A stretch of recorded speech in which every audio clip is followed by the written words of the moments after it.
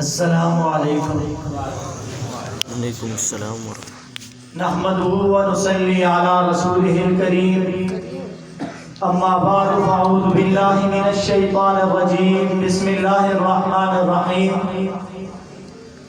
لقد من الله على المؤمنين اذ بعث فيهم صدق اللہ العظیم۔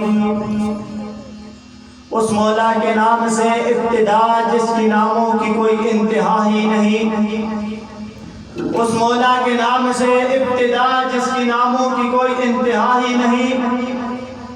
مولا میرے کسی کام کی ابتدا نہیں ہوتی کہ جب تک میری زبان پہ تیری ثنا نہیں ہوتی۔ میں اس کی حمد کرتا ہوں، میں اس کے در کا منگتا ہوں، میں اس کی حمد کرتا ہوں، میں اس کے در کا منگتا ہوں کہ جس کے در پہ جا کے ہر اداسا ٹھہر جاتا ہے، جو دکھیاروں کی سنتا ہے، جو بچھڑوں کو ملاتا ہے، جو ہر منگتے کو دیتا ہے، جو ہر منگتے کو داتا ہے۔ سامعین محترم،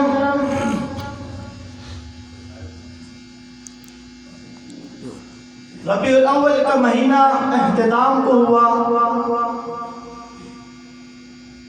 آپ علیہ السلام کی ولادت اس ماہ میں ہوئی۔ اللہ تعالیٰ نے آپ کو ہر اعلیٰ چیز دی جو اللہ کے خزانے میں اعلیٰ تھی، وہ اللہ تعالیٰ نے اپنے محبوب کو دی۔ چہرہ اعلیٰ دیا، زلفیں اعلیٰ دی، آنکھیں اعلیٰ دی، ہونٹ اعلیٰ دیے۔ آپ علیہ السلام کے جب سر پر ختم نبوت کا تاج رکھا گیا، اس سے پہلے عرب کے لوگ آپ علیہ السلام کو صادق الامین کہتے تھے، لیکن جب آپ علیہ السلام نے ولادت کا مقصد بیان کیا تو آپ علیہ السلام کو سب سے پہلے چچا نے چہرے پر پتھر مارا۔ جب آپ علیہ السلام نے ولادت کا مقصد بیان کیا تو آپ علیہ السلام کو طائف والوں نے پتھر مارے، حتیٰ کہ آپ علیہ السلام کے جوتے بھی خون مبارک سے تر ہو گئے۔ جب آپ علیہ السلام نے مقصد میلاد بیان کیا تو آپ علیہ السلام کو اپنا گھر بار چھوڑنا پڑا، اپنے وطن سے بے وطن ہونا پڑا۔ اسی طرح چلتے آئیے، آپ علیہ السلام کے ہر ایک صحابی کو اتنی اذیتیں دی گئی کہ ہمارے ذہن بھی اس اذیتیں نہیں آ سکتی۔ آپ علیہ السلام کے صحابی جب یہ مقصد میلاد بیان کرتے ہیں، مقصد میلاد ہے کیا؟ آپ علیہ السلام نے جب کہا یا ایھا الناس قولوا لا الہ الا اللہ تفلحون، نہیں ہے کوئی الہ مگر اللہ، حاجت روا اللہ، مشکل کشا ایک اللہ، بگڑی بنانے والا ایک اللہ۔ تو آپ علیہ السلام کو اس پر اتنی اذیتیں دی گئی، آپ علیہ السلام کو وطن سے بے وطن ہونا پڑا۔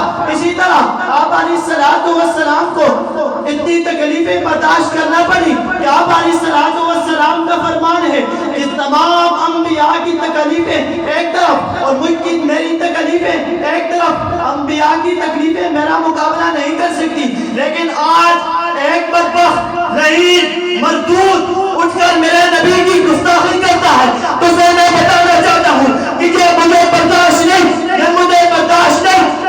پاکستان میں یہ قانون بننا چاہیے کہ گستاخ رسول کی ایک ہی سزا ہونی چاہیے۔ آپ بھی بولے کون سی سزا ہونی چاہیے؟ گستاخ رسول کی ایک ہی سزا، سن تن سے جدا، سن تن سے جدا۔ گستاخ رسول کی ایک ہی سزا، سن تن سے جدا، سن تن سے جدا۔ اسی طرح آپ علیہ السلام کے صحابیوں پر جب برا بھلا کہتا ہے کوئی تو مجھے بہت تکلیف ہوتی ہے۔ میں اسے یہ کہنا چاہتا ہوں کہ آپ علیہ السلام کے صحابہ کو برا بھلا کہنے والے اپنی باپ کی طرف غور کر، تیرا باپ ایک نہیں ہے۔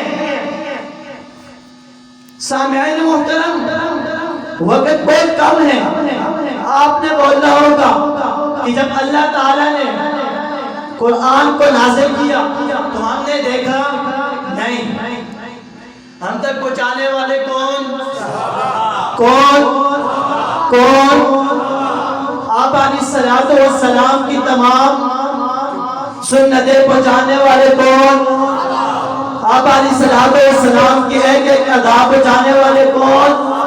نماز بچانے والے کون؟ صحابہ صحابہ صحابہ۔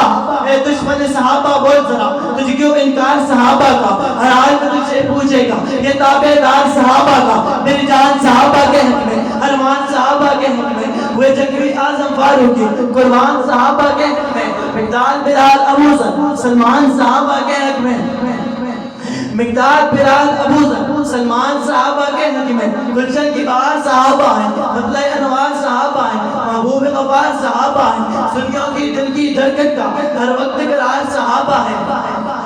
جاؤ تو بدر اور خیبر میں کوئی دیکھ ایسان صحابہ کا، لگتا ہے پیارا مومن کو، نعرہ حق چار صحابہ کا ہمارے